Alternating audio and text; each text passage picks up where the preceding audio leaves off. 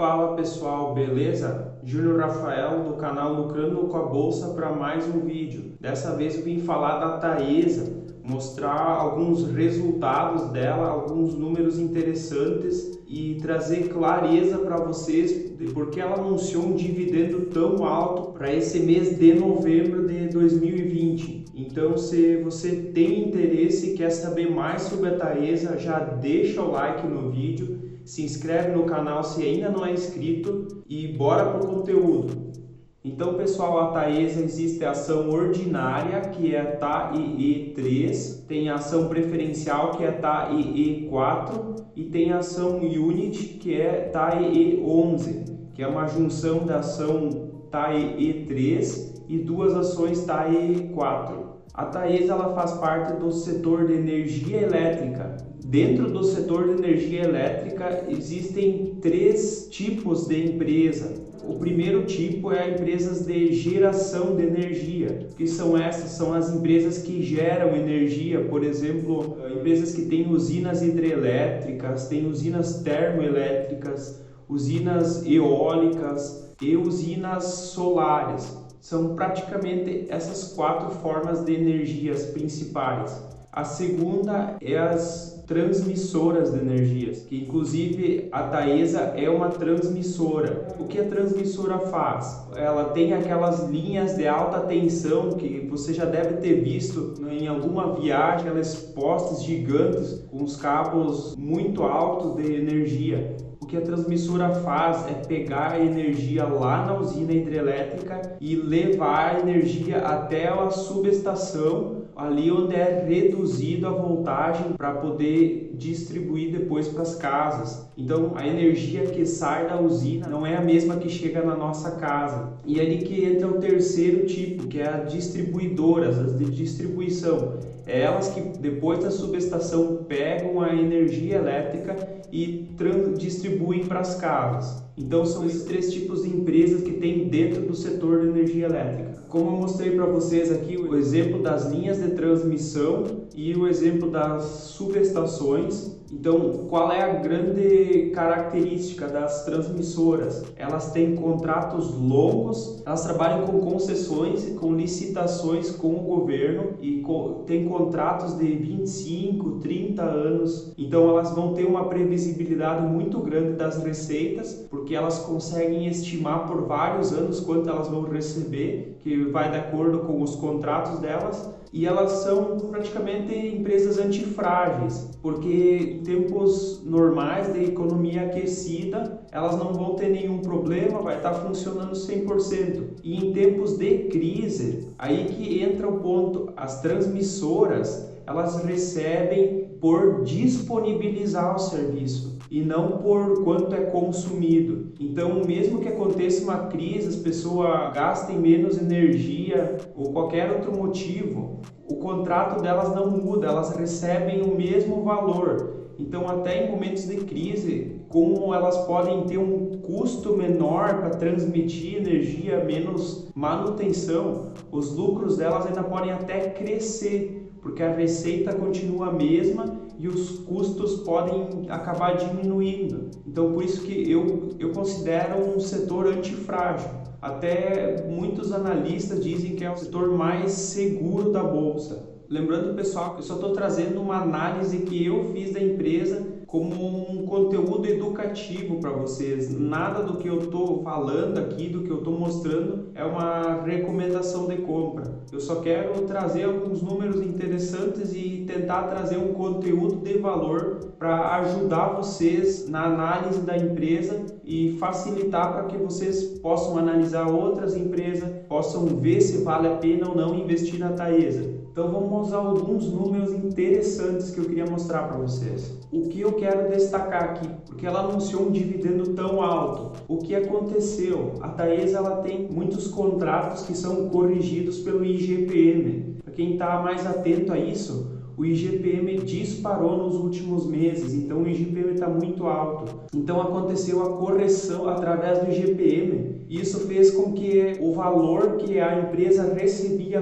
disparou muito. Então, o que eu trouxe aqui para destacar para vocês? A correção monetária do ativo contratual da concessão. Olha a diferença, no terceiro trimestre de 2019, esse valor foi de 17 milhões. E para o terceiro trimestre desse ano de 2020, ele saltou para 314 milhões. Isso foi um aumento de mais de 1.700%. Isso influenciou diretamente no resultado forte que a empresa teve e, consequentemente, no dividendo alto que ela vai distribuir. Para ficar mais claro para vocês, o que na verdade é fixo aqui. A operação e manutenção é um valor que mais ou menos se mantém estável, com alguma variação, e a remuneração do ativo contratual da concessão. Esses seriam os valores que são certos que entram. A correção monetária e a implementação da infraestrutura é uma coisa bem variável. Isso depende tanto da correção do IGPM, por exemplo, e a implementação da infraestrutura depende do investimento da empresa. Basicamente, então, são quase 339 milhões, que é um valor fixo, e o resto foi tudo variável, que totalizou 1 bilhão de receita de acordo com o IFRS. Como funciona o negócio das transmissoras? Elas vão participar de leilões do governo.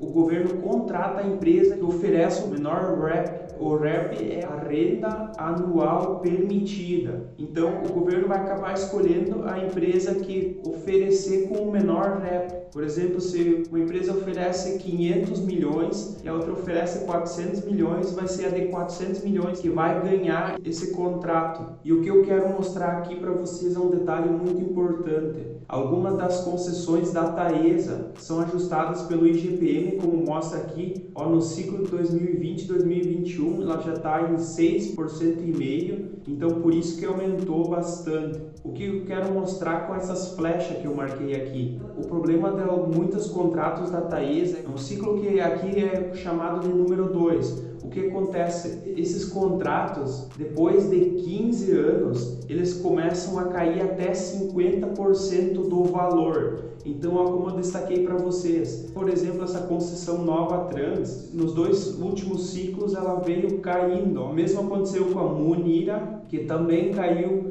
a Etal e a ATE I2. Então, isso são exemplos de como o modelo contratual está reduzindo a receita que entra desse negócio. Então, tem que tomar muito cuidado, avaliar quantas empresas fazem parte desse modelo, porque isso, com o tempo, vai acabar diminuindo a receita. E só para mostrar para vocês, o RAP do ciclo 2020-2021, 67% dele ainda é categoria 2, que é o que eu expliquei, que depois de 15 anos as concessões começam a diminuir até 50% do valor, que é o RAP, que é a renda anual permitida. O que eu quero trazer aqui para vocês é sobre os dividendos. Isso aqui é muito importante. O que eu quero destacar aqui para vocês. Se vocês forem dar uma olhada, os dividendos, ele vem em ascensão, dá uma queda, sobe de novo, dá uma pequena queda e está subindo de novo. Mas o que eu faço? Eu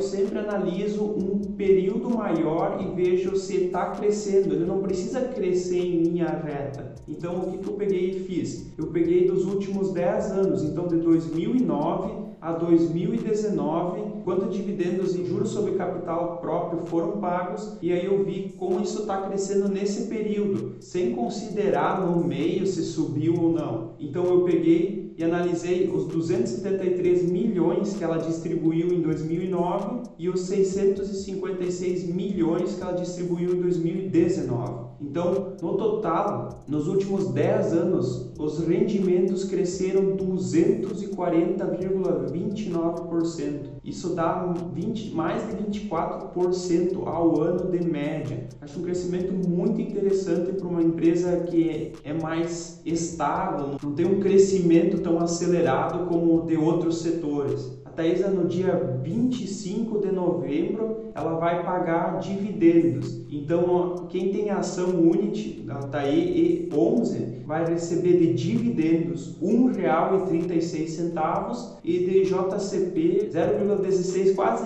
17 centavos por unit. Tem que tomar cuidado aqui com o juros sobre capital próprio, porque esse valor ainda incide imposto de renda. Eu acho muito interessante empresas que pagam juros sobre capital próprio, porque mesmo que incida o imposto imposto de renda para nós. Eu vejo que isso é uma estratégia muito boa que as empresas utilizam, porque elas conseguem declarar os juros sobre capital próprio como despesa.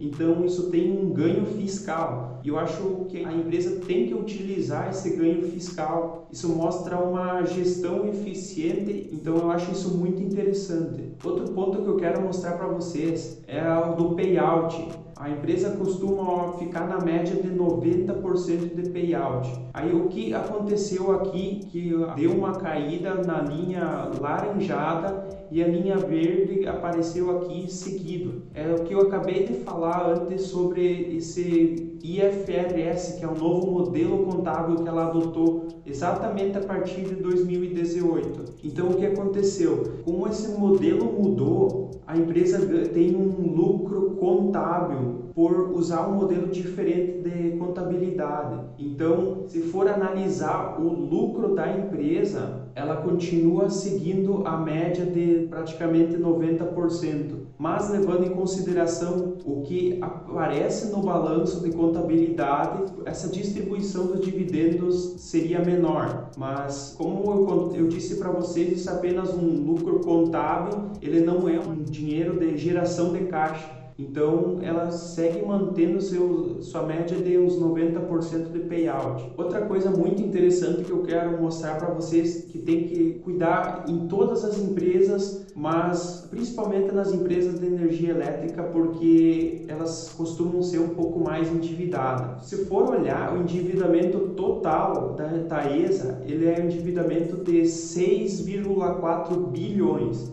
Então isso parece um endividamento muito alto, mas aí que dou muita atenção a isso, é a dívida líquida no curto prazo, são apenas 642 milhões que eles têm de dívida no curto prazo, ou seja, isso é só 10% da dívida deles vai ser no curto prazo, então eles vão ter tempo para pagar. A dívida de longo prazo são 5,7 bilhões, ou seja, 90%, que recém vai ser para daqui a anos eles pagar, e que mesmo se eles sofressem um problema, eles ainda conseguem postergar essas dívidas. Outro valor interessante, endividamento total então é de 6,4 bilhões, mas a empresa tem disponível 1,8 bilhão. Ela tem quase 3 vezes mais de dinheiro disponível para pagar as dívidas de curto prazo. E as de longo prazo ela vai recebendo, vai entrando receita e vai conseguindo pagar tranquilamente.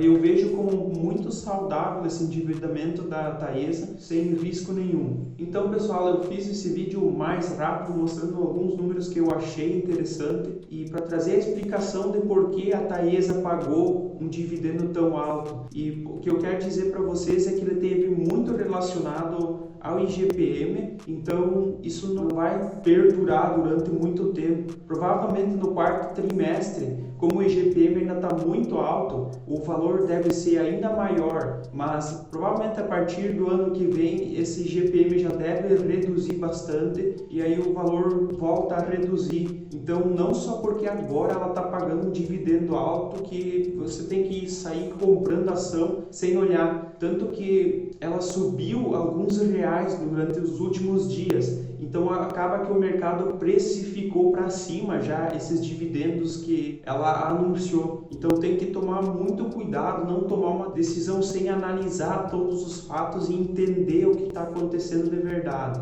Então, pessoal, se vocês têm algum amigo ou familiar que investe na Taesa e não sabe dessas informações, compartilha com eles, manda esse vídeo para todo mundo que se interessa pela Bolsa de Valores, para eles entender melhor como analisar uma empresa e aproveitar esse conteúdo educativo de graça que eu estou trazendo para vocês. Se vocês são investidores da Taesa, me conta aí nos comentários, eu quero ver quantas pessoas que investem na Taesa que estão inscritos no meu canal. Então, se vocês gostaram desse vídeo, já peço que deixem o like. Se não é inscrito, se inscreve no canal, isso é muito importante para ajudar a crescer e levar esse conteúdo para mais pessoas. E ativa o sininho de notificação também, que aí o YouTube te avisa quando eu lanço vídeo novo. Espero vocês nos próximos vídeos. Até lá e tchau!